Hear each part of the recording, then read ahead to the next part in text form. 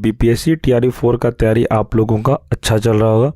और फ्रेंड्स, आज का क्लास मॉडर्न हिस्ट्री में हमारा चैप्टर होगा प्रमुख किसान एवं जनजातीय विद्रोह। बीपीएससी टीआरई 4 से में जो क्वेश्चन पूछा गया था, इस चैप्टर से कम 3 प्रश्न एग्ज़ाम में टीआरई 3 या टीआरई 2 हो, इसमें पूछा गया था। इसलिए फ्रेंड्स, ये किसान एवं जनजातीय विद्रोह का चैप्टर आप इम्पॉर्टेंट बेस्ड पर ही पढ़िएगा, क्योंकि ऐसा मत सोचिएगा कि यहाँ से प्रश्न नहीं आता है। इससे पहले दोस्तों मैंने आपको 6 चैप्टर कंप्लीट करा दिया था, जिसका मॉडर्न हिस्ट्री के नाम से प्लेलिस्ट बना हुआ है। आप प्लेलिस्ट में जाइए और शुरू से लेकर अंत तक क्लास करिए, जिससे आपको समझ में आएगा। तो चलिए फ्रेंड, शुरू करते हैं हमारा क्लास आज का। पहला प्रश्न है, 19वीं शताब्दी के दौरान होने वाले बहावी आंदोलन का मुख्य केंद्र कहाँ था? तो ये हो जाएगा पटना था।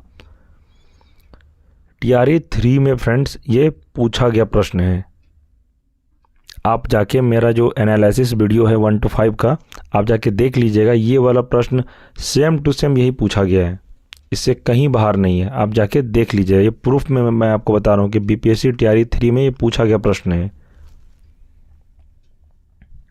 आगे, 1857 के विद्रोह के पश्चात बंगाल में कौन सा विद्रोह हुआ था? 1857 विद्रोह के बाद बंगाल में कौन सा विद्रोह हुआ था? तो ये नील विद्रोह के नाम से जाना जाता है, जो कि 1859 और 60 के बीच में हुआ था। आगे, आदिवासी नेता को जगत पिता धरती आबा के नाम से किस जाना जाता है? यानी कि क्या कह रहा है, मैं एक बार फिर से क्वेश्चन रिपीट कर रहा हूँ। आदिवासी नेता को जगत पिता के नाम से किस जाना जाता है? तो ये हो जाएगा बिरसा मुंडा के नाम से जाना जाता है। आगे, संथाल विद्रोह 1856 ईस्वी का नेतृत्व सिद्धू एवं कानू ने किया। तो संथाल विद्रोह का किसने नेतृत्व किया था? तो ये सिद्धू एवं कानू ने किया था। इस विद्रोह को हुल विद्रोह के नाम से भी जाना जाता है। तो फ्रेंड्स याद रखिएगा, संथाल विद्रोह को और किस नाम से जाना जाता है? हुल विद्रोह के नाम से भी जाना जाता है। आगे, वंदे मातरम गीत के रचयिता कौन है? तो ये है बंकिम चंद्र चटर्जी। सन्यासी विद्रोह का उल्लेख बंकिम चंद्र चटर्जी ने किस उपन्यास में किया गया है? तो ये हो जाएगा आनंद मठ में। फ्रेंड्स, ये जो एनसीईआरटी क्लास में आप लोगों को करा रहा हूँ, आप बस अच्छे से क्लास करिए। गारंटी है कि आपका प्रश्न नहीं छूटेगा एग्ज़ाम में, क्योंकि एनसीईआरटी से ही प्रश्न बीपीएससी टीआरई 4 में भी आपका आएगा। ये 100% आप रखिए। आप दूसरा बुक आपको पढ़ना ही नहीं। अगर आपको ज़्यादा है कि नहीं हमको मुझे पढ़ना है डिटेल में, तो आप सरकारी किताब लीजिए एनसीईआरटी का, वो अच्छे से आप पढ़ जाइए चैप्टर वाइज। क्लास 6 से लेके 10 तक आप पढ़ लीजिए, आपका एग्ज़ाम 100% निकल जाएगा। और जिसको ऐसा लगे कि नहीं उतना एनसीईआरटी हम नहीं पढ़ सकते, तो आप हमारे चैनल से जुड़ के एनसीईआरटी का सार संग्रह क्लास हमारे साथ आप कर सकते हैं। यहाँ से भी प्रश्न आपको 100% देखने को मिलेगा। चलिए अगला प्रश्न देखते हैं। हो विद्रोह कब हुआ था? तो ये कब हुआ था? 1820-21 ईस्वी के मध्य में हुआ था। आगे, संबलपुर में हुए अनेक ब्रिटिश विरोधी विद्रोह का नेता कौन था? तो इसका आंसर हो जाएगा सुरेंद्र शाही था।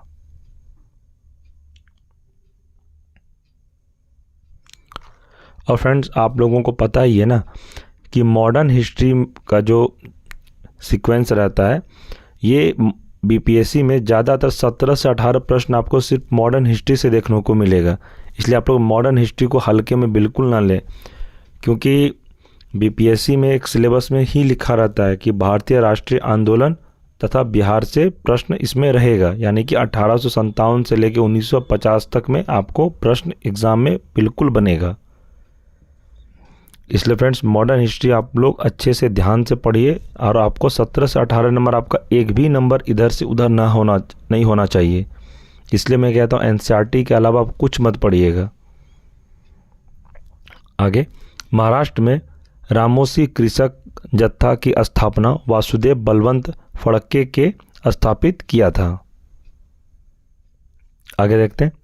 कूका आंदोलन 1840 से 72 ईस्वी किसने संगठित किया था? तो यह गुरु राम सिंह ने इसे संगठित किया था। उलगुलान विद्रोह किससे संबंधित है? तो हो जाएगा बिरसा मुंडा से यह संबंधित है। बिरसा मुंडा किस राज्य से संबंधित थे? तो यह झारखंड से संबंधित थे। नील कृषकों की दुर्दशा पर रचित नाटक नील दर्पण के लेखक दीनबंधु मित्र थे। तो आपको एग्जाम में प्रश्न पूछेगा फ्रेंड्स कि नील कृषकों की दुर्दशा पर रचित जो नाटक नील दर्पण के लेखक कौन थे? तो आपको याद रखना यह दीनबंधु मित्र थे। आगे, पागलपंथी विद्रोह का मुख्यतः किस क्षेत्र में हुआ था? तो इसका आंसर है शेरपुर से गारो पहाड़ियों तक।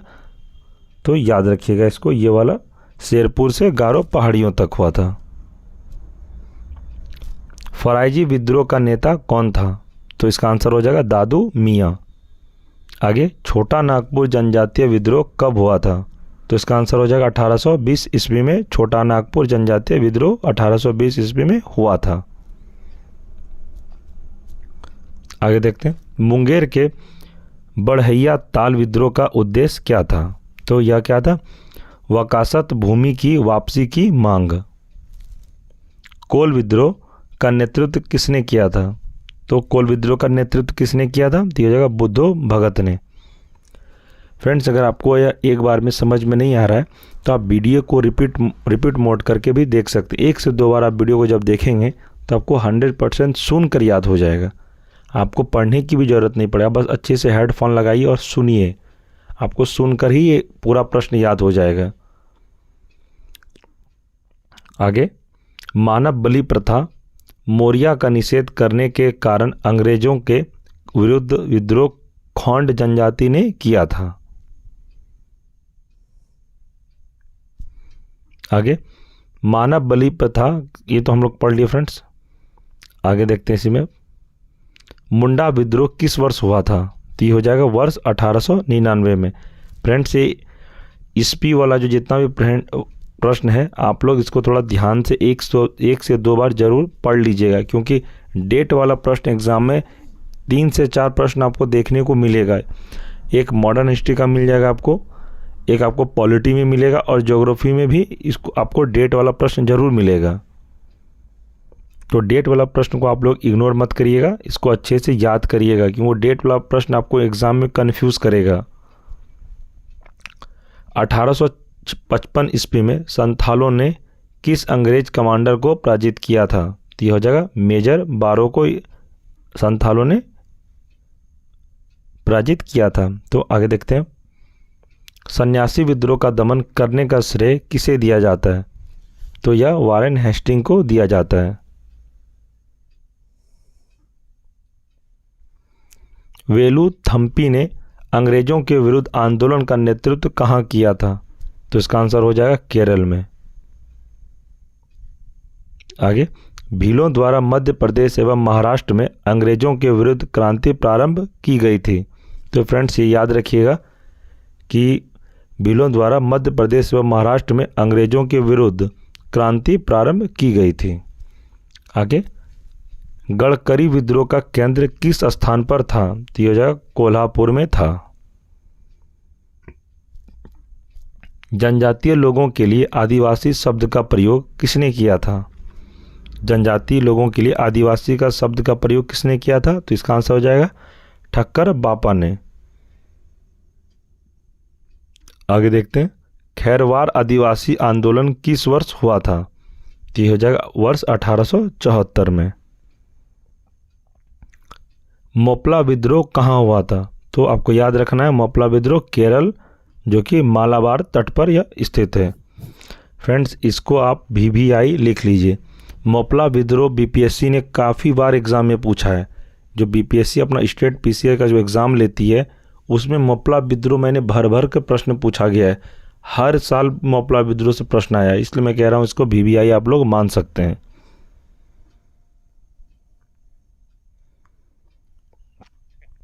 आगे, गोविंद गिरी ने मेवाड़, बंगाल और आसपास के क्षेत्रों में निवास करने वाले भीलों में सामाजिक सुधार के लिए लसोड़िया आंदोलन प्रारंभ किया था। अहोम विद्रोह किस राज्य से संबंधित है? तो ये हो जाएगा असम से संबंधित है।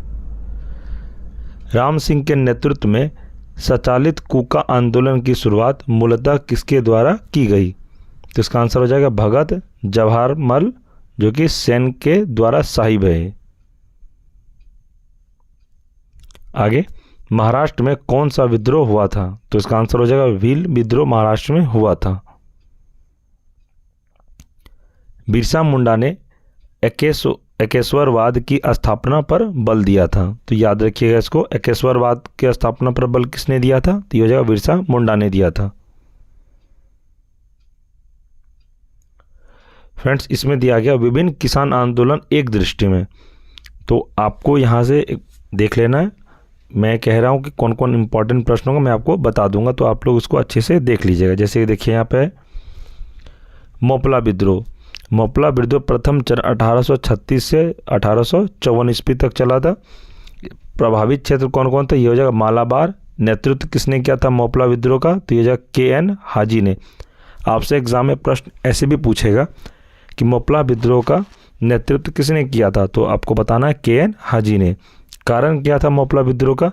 अंग्रेजों द्वारा नई राजस्व व्यवस्था लागू करना, उसी का विद्रोह में मोपला विद्रोह हुआ था। तो आप लोग याद रखिएगा। एक है नील विद्रोह, जो कि 1859 से 1860 ईस्वी तक चला था। प्रभावित क्षेत्र कौन था? यह बंगाल था। नेतृत्व किसने किया था? तो दिगंबर विष्णु विश्वास ने यह किया था। इसका कारण क्या था? यूरोपीय लोगों द्वारा किसानों से बलपूर्वक नील की खेती करवाना।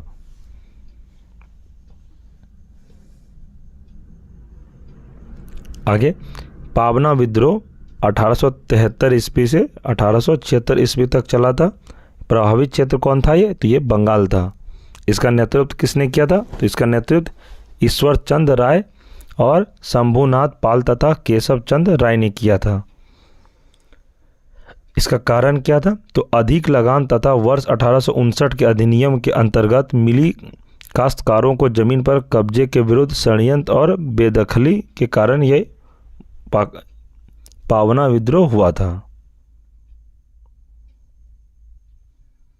आगे देखते, दक्कन विद्रोह, ये 1874 से 75 ईस्वी के बीच हुआ था। कौन इसका प्रभावित क्षेत्र है? तो इसका आंसर है महाराष्ट्र के पूना, अहमदनगर, सोलापुर व सतारा जिले। इसका नेतृत्व किसने किया था? तो ये हो जाएगा बाबा साहब देशमुख।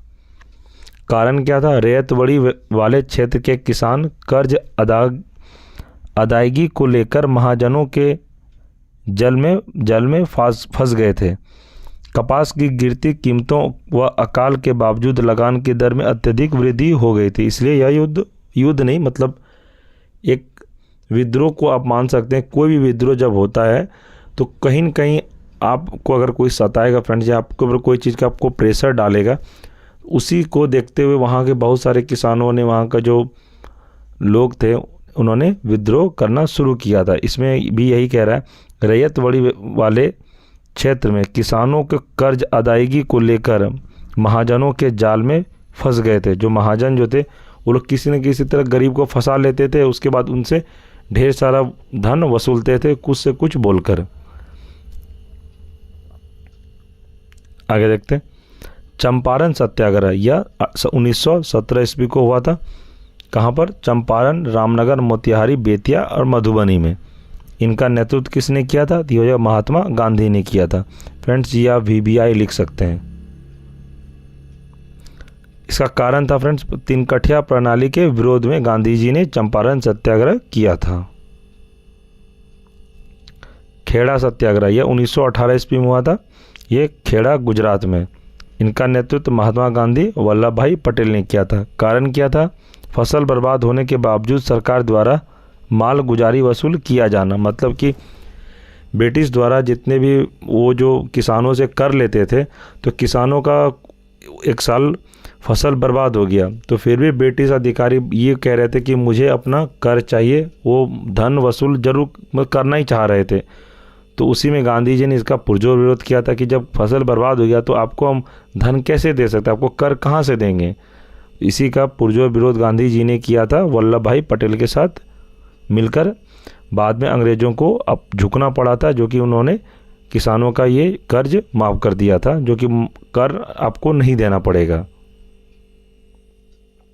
आगे, अवध किसान आंदोलन 1920 ईस्वी को प्रतापगढ़, रायबरेली, सुल्तानपुर, फैजाबाद में। इसका नेतृत्व झिंगुरी लाल सिंह और बाबा रामचंद्र ने किया। फ्रेंड्स ये इंपॉर्टेंट नहीं, मैं आपको और इम्पॉर्टेंट बता देता हूँ। ये लिख लीजिए आप, एका आंदोलन जो 1921 और 1922 ईस्वी के बीच हुआ। जगह है बाराबंकी, हरदोई, बहराइच, सीतापुर। इसका नेतृत्व मदारी पासी ने किया था। और किस विरोध में? लगान में वृद्धि के कारण इसका विरोध हुआ था। एक है मोपला विद्रोह, द्वितीय चरण 1921 ईस्वी। कौन सा क्षेत्र प्रभावित हुआ? तो यह जगह मालाबार। और किसका नेतृत्व कौन किया था? अली मुदलियार ने किया था। अली मुदलियार ने किया था। और किस लिए किया था? अधिक लगान व बेदखली के लिए। बारदोली सत्याग्रह 1928 ईस्वी को हुआ था। कहाँ पर? सूरत का बारदोली तालुका। इसका कौन नेतृत्व किया था? तो सरदार वल्लभ भाई पटेल ने। किस लिए? लगान में बढ़ोतरी के लिए। ये फ्रेंड इंपॉर्टेंट नहीं, आप ये रखें तेभागा आंदोलन 1946 ईस्वी। कहाँ पर? तो हो जाएगा दिनाजपुर, रंगपुर, जलपाईगुड़ी, मिदनापुर, 24 परगना। और कौन नेतृत्व किए थे? तो हो जाएगा कंपाराम, भवन सिंह और मूली सिंह। किस लिए किए थे?